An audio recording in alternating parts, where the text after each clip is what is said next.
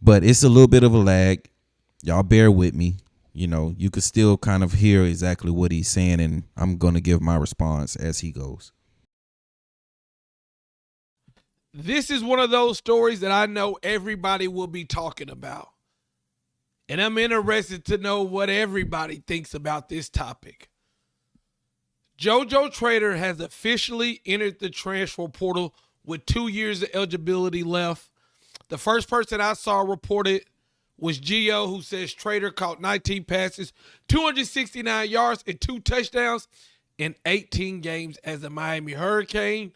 Jojo Trader is entering the transfer portal. Now, this is one of those topics that everybody has an opinion on.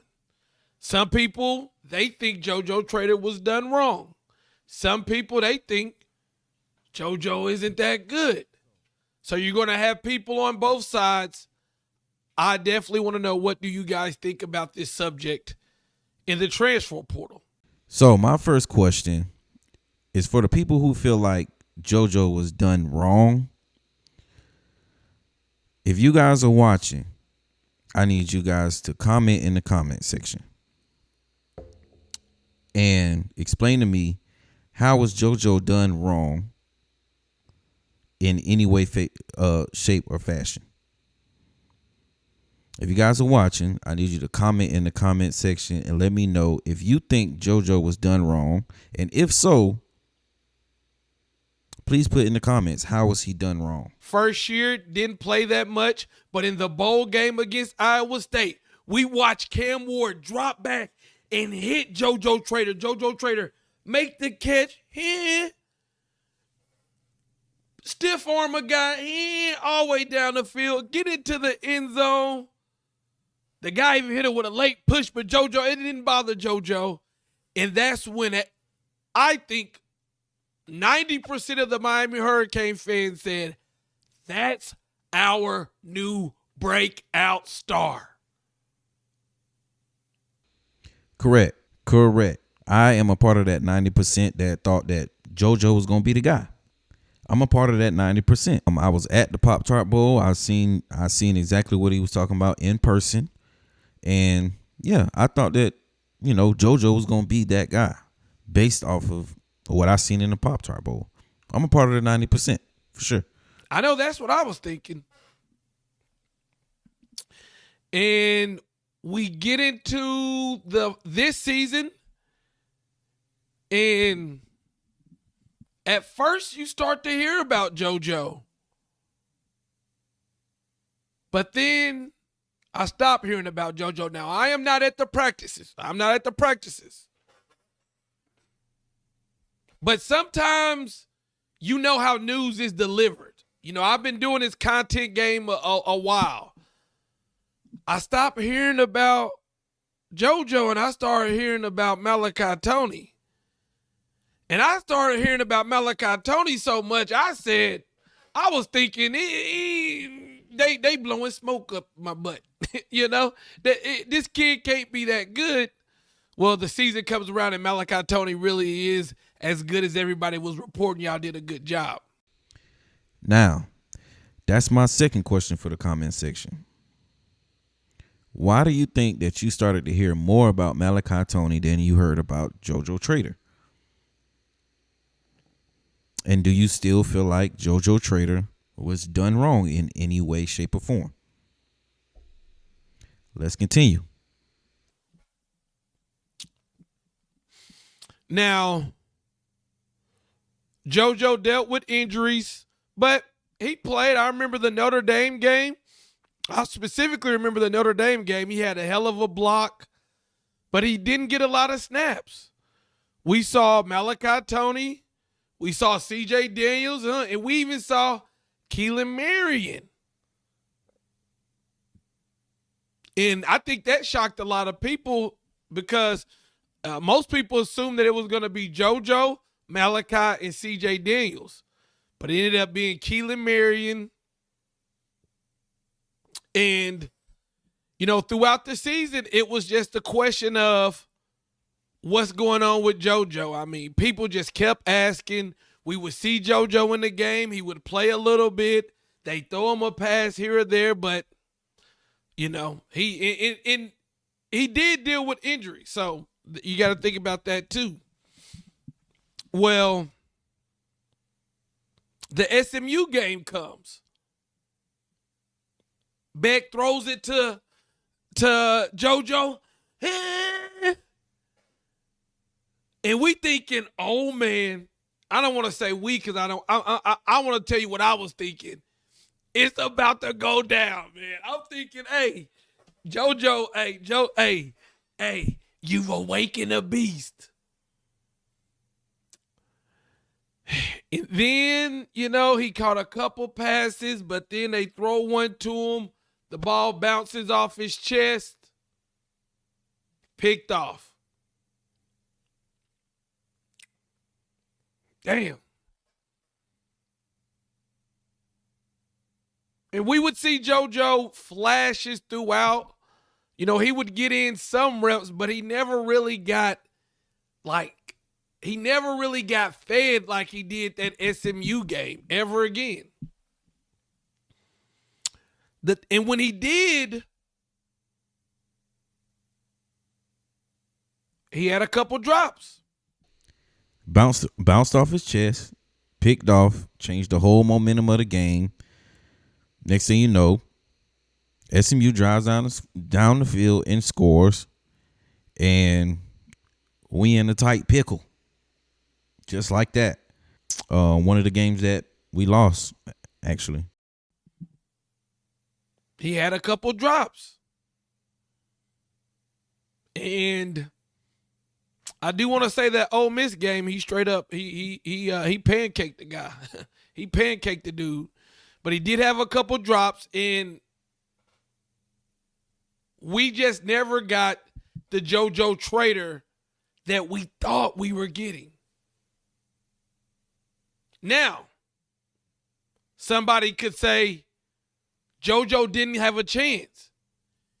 You guys, by you guys I mean the staff, brought in receivers over him. Had they not had done that, then it could have been the JoJo show.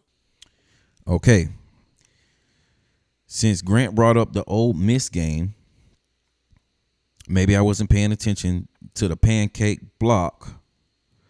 Maybe I have to go back and watch that game over again and see if I can find that play. But I do remember a play where there was a screen pass going to Malachi Tony, and JoJo was supposed to be blocking his man, and the man who JoJo was supposed to be blocking completely just washed him, pushed him all the way back into Malachi, and blew the whole screen up, blew the whole play up. And I immediately felt exactly how Malachi reacted on that play. Malachi looked like he wanted to punch somebody in the face mask. Bare fists. So maybe I harp on too much or remember too much of the bad plays from JoJo, which I try not to do, because I will never forget his performance in the Pop-Tart Bowl.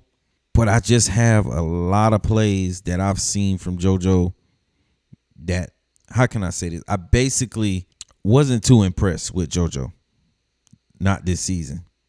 And I'll get into more of why I wasn't impressed with JoJo at the end of the video. I'm going to get back to my man Grant. Let him finish up.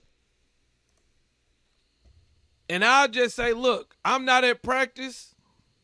All I could go off of what the coaches say. And the coaches didn't think, for whatever reason, JoJo deserved to be in there over CJ and Keelan Marion. Now, CJ, the star of the year, he started off on fire. And one-handed catch against Notre Dame, a couple touchdowns against Bethune. But then he dealt with injuries. And Keelan Marion, towards the end of the year, I feel like really started to play well. If we hadn't brought in receivers over JoJo, we would have not made it to the playoffs. That's just the bottom line. In the mixture of all that, JoJo was just sitting there, and people would always ask throughout the whole season, win or lose, JoJo Trader would be a topic.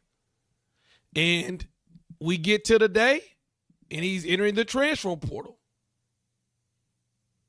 Now, just like I said to Pringle, I want to give JoJo a round of applause. Because one, this isn't easy. He wanted to play for Miami. His best friend went to Ohio State. JoJo said, I'm going to put on. And then you go into next year, and we're thinking you're going to be number one, and it didn't pan out like that. I said this on my live stream that I did earlier today. Every video that I saw of JoJo, he was cheesing, dancing, and smiling. And I know for me it would be tough. It would be tough. He didn't make it. JoJo, did not make it a distraction. He stayed with the team through the playoffs. Again, the calendar puts these players in a tough predicament to where they got to decide, do they want to go on a national championship run, or do they want to go somewhere or be in the portal where they can get first dibs at teams? So I commend anybody who entered the transfer portal and, didn't make it a distraction or anything like that. Now, just like with Pringle, he could come back. But I don't know if he will, because Miami has already added 2 transfer wide receivers, and they're thinking about adding a third one. I mean, if I'm a receiver, you already brought in 2. Okay, let's compete. Then you about to bring in a third one who's pretty good from Duke. 7 touchdowns, over 1,000 yards. Possibly. It's not official. So this really isn't as surprising. To me, it's more, I just really wish we would have got the story that I thought it was going to be. And the story I thought that was going to be was Jeremiah Smith goes to Ohio State, JoJo stays home, and JoJo proves he is one of the best wide receivers. He's not playing second fickle to anybody. And matter of fact, he's going to be the number 1. And him having to sit on the bench while his best friend won a national championship, this year it would pay off and he would go crazy. That's the story I thought that we were going to be telling to JoJo. But at the end of the year, we're telling the story of only 2 touchdowns in 18 games, and he's going to be entering the transfer portal. What do you guys think about JoJo? So I'm not really too sure about what you missed, Grant, my man, but only if we could get everything we wish for. Only if we could get everything we wish for, because we all wanted the same. We're talking about a South Florida native. We all wanted to see him win. We all wanted to see him shine. We all wanted to see him outperform his best friend over at Ohio State. And this year just didn't pan up for him like that. Now, my thoughts on it, I'm not going to leave it in the comments, but I will leave this reaction video for you. Hopefully it gets to you and you can check it out and let me know what you think.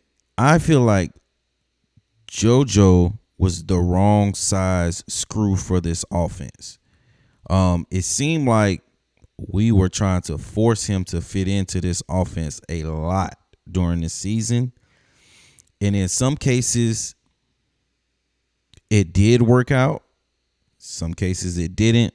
But unfortunately, in most cases, it did not work out for my man JoJo. It just seemed like he just wasn't fitting into the offense. And unfortunately, we had to go other places and go find some other receivers, some more playmakers, some more, hopefully, guys that are Mally type material, Malachi Tony type material, man. And it's unfortunate, but hopefully, I think he'll get more shine over at North Carolina State with my man CJ Bailey, and I wish him the best of luck. I wish them guys the best of luck over there, man. I could see myself buying a CJ Bailey jersey, even though I'm a diehard Cane. I'm all for those guys, going somewhere where they know they can play and get the reps that they're looking for. So with that being said, that's pretty much all I got for this reaction video. Make sure you like, comment, and subscribe. And I'll catch y'all on the next one.